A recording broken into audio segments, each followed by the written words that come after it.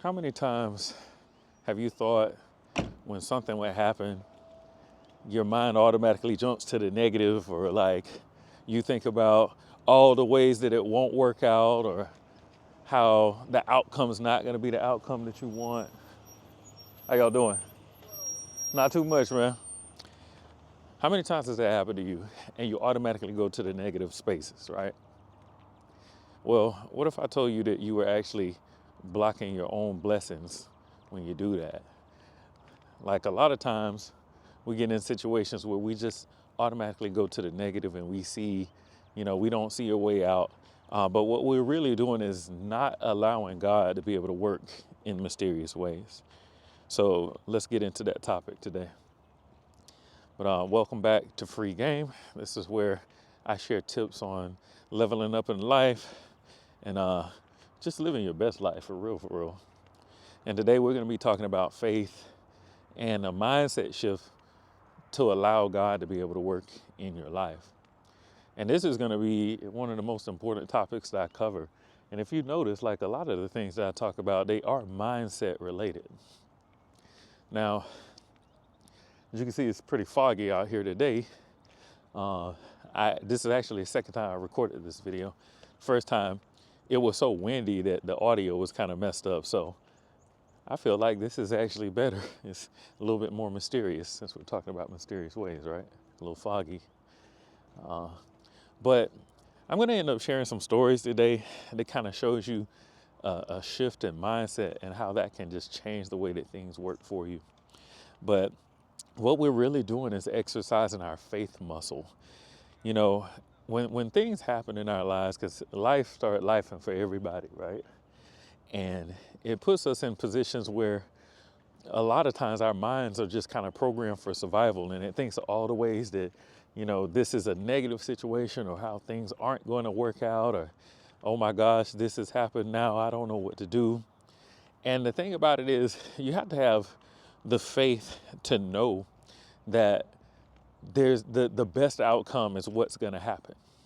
There's going to be a lot of situations where you really can't see or know how something can work out in your favor, but you just need to be in a position where you have the mindset and the freedom to understand that it is going to work out in your favor.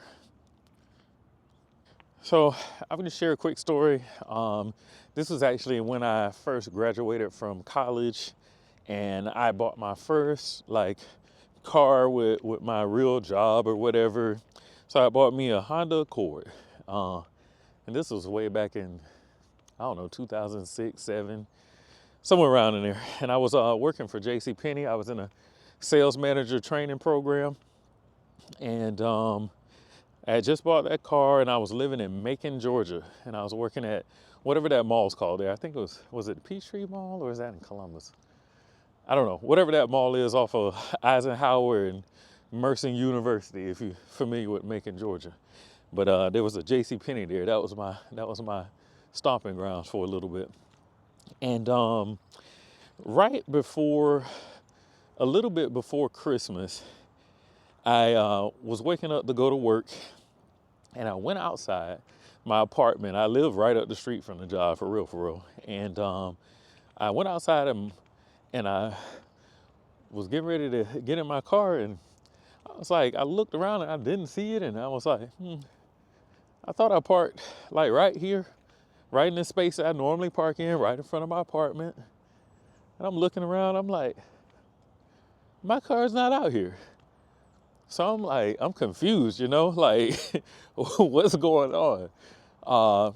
Come to find out, my car had been stolen, right? And I had been through, just different situations in my life before. Actually, I'm gonna go this way today. I've been through different situations in my life before where crazy things will happen. And, what I learned is that you got to kind of keep a positive mindset regardless of the things that could be considered negative that are going on in your life, right? So when this happened, I was like, yeah, it's inconvenient, sure. But for real, I'm still going to be fine. I'd made some good relationships up at the store. So I had friends that worked there, and I lived on the same street as the actual mall, so it wasn't too far.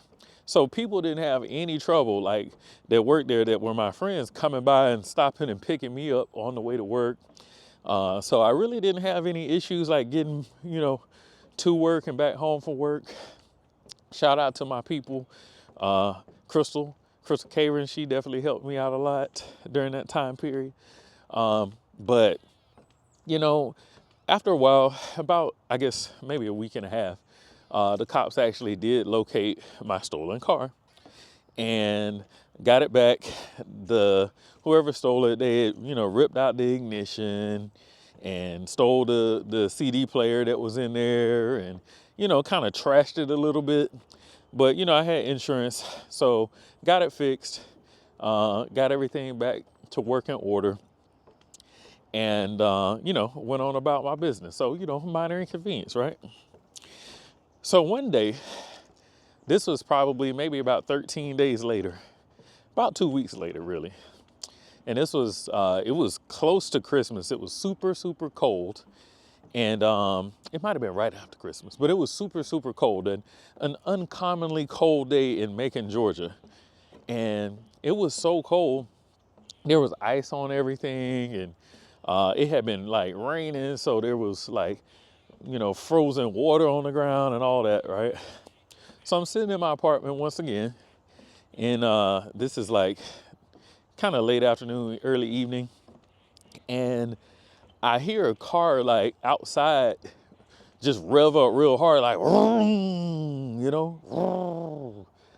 and I'm sitting in there in my basketball shorts and a tank top, and I'm like, I know for a fact that's not my car that I hear revving up out there like that, right? So I look out the blinds. Oh man, I see that my car has been cranked up and somebody's sitting in it about to back out and steal my car again. So at the time, I didn't know that the Honda Accord at that point in time was like one of the most stolen cars in America, because apparently it was easy to to get into. But I clearly learned that. So at this point, I'm a little upset, you know what I'm saying? Because I'm like, bro, this is not happening again. This is not happening. I know this isn't happening. So I actually run outside. Like I said, it's super cold. I didn't put on no jacket, no hoodie or nothing. So I'm out there in my tank top, basketball shorts, and this person is backing out of the parking space and like driving off towards the front of the apartment complex. And I'm running out chasing them at this point, because I'm like, I'm feeling some kind of way this time, right? So I mentioned it was super cold. The problem was there was ice like on my windshield too. So they couldn't really, the person that was stealing it couldn't really see. So they were just trying to kind of like quickly navigate their way, out of the complex and head out, but they couldn't see. So they accidentally like ran it off the road into this water-filled ditch, and they got out of the car and kind of ran off up this hill. And it actually flooded my car. So this time, I called the cops, all the things, blah, blah, blah. My insurance actually ended up dropping me this go round, because they thought something shady was going on, because this was literally the second time my car had been stolen in like a 2-week span, which is crazy, to begin with. So they were like, nah, kick him off. So I got kicked off of my insurance. I had to find another insurance. And at this point, like I said, the car was totaled because they had literally flooded it out. When they drove it into this water-filled ditch, it literally flooded the car out. So insurance totaled it, kicked me off.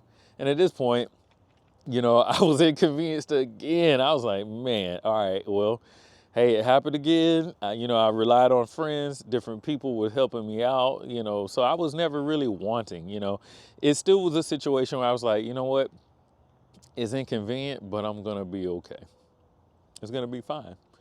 And I was like, you know what? Maybe I'll just start looking for a vehicle that I really, really want. The Honda Accord was cool or whatever. It was like my first quote unquote real car out of college, that I bought with my own money and, whatever. And I was kind of like, you know what? I'm going to take this opportunity to get something that I really want. So back in 2003, I was actually an intern for Toyota Motor Sales, and me and the other interns, like we used to get on a vehicle rotation where we could just borrow like different vehicles that the company owned, like the company cars or whatever, and like take them out. We were living in LA at the time, so we were taking the nice cars out to Hollywood and going to the different clubs and bars and having a great time. But Toyota also owns Lexus and Scion. So we would get Lexus vehicles and pull up, in the drop top SCs and stuff like that to the nice little Hollywood clubs. We were having a good time, right? Making good money. And that's when I fell in love with the Lexus brand. So I was like, you know what? I'm gonna go ahead. I got a stable job. Like I'm doing all right for myself. Let's go and get a vehicle you really want. So I went in and started looking for a Lexus. So one day, a few weeks later, I guess, me and my dad, I went back home to visit, and he was like, "Hey, let's go car shopping and looking around a little bit." So we went to. Oh, somebody's coming. We went to a spot in Tallahassee, Florida, which isn't too far from my hometown, and started looking for cars. And we ended up finding a Lexus, and I remember when I got inside of it to kind of check it out or whatnot, and the people that own the dealership, they gave us the key or whatever. So I sat down in the driver's seat and I put the key in the ignition, and the steering wheel like automatically just came out and greeted me. How you doing? Um, and it just came out. It was like, woo. And this was, like I said, this was in 2007 maybe. So, I wasn't used to a car ever doing nothing like that. So I was like, oh, I was impressed, you know what I'm saying? Super impressed. And at this point, my homeboy, Mike Lewis, had called me because he knew that what had happened. And, he was one of my best friends. And he was just keeping up with me and just praying for me or whatnot. And he called me at that moment while I was sitting in that driver's seat. He was like, "Man, I was just calling to check on you and see how the car shopping was going. I've been praying for you about it, and I know you're gonna find the right thing." He's like, "How's it going?" I was like, "Man, I think I'm sitting in it right now." And it was like, it was a synchronicity. You know what I'm saying? Like I do believe in synchronicities and things kind of happening for a reason. So at this point, me and my dad, we go in, we do the test drive, everything's checking out. The price looks good that they got posted on the car, on the window or whatever. And we go to do, the paperwork. So we start talking to them, and they had a completely different price, like a much higher price, um, and inside on the paperwork or whatever, because somebody has put the wrong sign on the actual window of the car, right? So we're like, dang, okay. But when we told them, about the difference and the discrepancy, they didn't even fight. They were just like, oh, okay, we'll just make it that price then. Like no issues. And this is like a $6,000 or so difference that they didn't balk at or anything. No problems, because it's like when something's for you, it's for you, right? So we did the deal, got the the Lexus that I liked, and when I tell you that car lasted me forever, until it got into an accident, and even after that accident, it still drove me home safely. But the insurance company, they wanted to total it again. So at that point, but that car lasted me for almost 10 years, I think, and it was reliable. I never had any problems out of it. Love that car. But long story short, the mindset of how I approach the energy surrounding the entire situation is what allowed me to have it be a blessing instead of just a negative experience. So, like I said, yes, it was inconvenient. But it wasn't the end of the world. And I know that a lot of times when we have these setbacks or these life situations happening, we tend to just automatically just get into a negative funk, and we let it bring us down, and we think about all the ways that it's terrible and how this shouldn't have happened to me. And we get into this victim mindset and all of the things, right? And what I'm here to tell you today is like those things, they are going to negatively affect the way that your situation can turn out. And when you do those things, you're not allowing God to work in those mysterious ways, right? Like there's just so many scenarios where we just automatically go to the negative. We automatically end up blocking our own blessings because we can't see and we don't understand that God is working in the background. And like the ways that God can see things and do things and operate with all of the tools and things that God has at his disposal, like we could never really understand. And that's why we need to just know in our hearts and exercise that faith muscle that things are going to end up turning out okay. And that's really the game changer. And when I tell you that's happened to me like so many different times in my life, when crazy things would happen or things that most people would consider negative, I just, you just keep going and you keep a positive attitude around it. And when I tell you like the most craziest, miraculous things end up happening, and it always ends up turning out for my highest good, which is crazy. I mean, I say it's crazy, but it's really, I guess, that's just the way it's supposed to operate. But you end up building up this faith muscle where you really, really, really have a knowing. You have a knowing in your heart that you're gonna be okay. You have a knowing that the situations that you encounter, regardless of what it is in your life, is gonna turn out fine. And when I tell you, when you really, really believe that and you really have that in your mind and in your heart, it always ends up working out. And I don't know how to explain it, but it always ends up working out better than I could have planned it myself. Now, it's always great to, when you're coming up with the desires of your heart and the things that you want and the things that you pray about, to be specific in like what it is that you want. But don't put a lot of parameters on how it has to happen. Like, well, God, I'm praying for this, this career or whatever. I want the career to be this, and this. That's perfectly fine. But don't, put these parameters on it. Well, I want it to be this, and this, but it has to happen in this way. And if it doesn't happen in this way, I'm not going to be happy or I'm not going to be satisfied. Because then you're starting to restrict the ways that God can work for you in your life. So really that is going to be the message today. Like I said, this is a message about faith, and even if you're not a religious person or a spiritual person and you don't even, believe in God, these energies still apply, like, because there's frequencies to everything. And when you have the frequency that things are going to be okay, they tend to end up being okay. Like I said, whether you believe or not. So I would still take this advice. Whew, eyes water. But I would still take this advice. And, if you rock it with me and you feeling this message, give your boy a like and a subscribe, and let's grow together.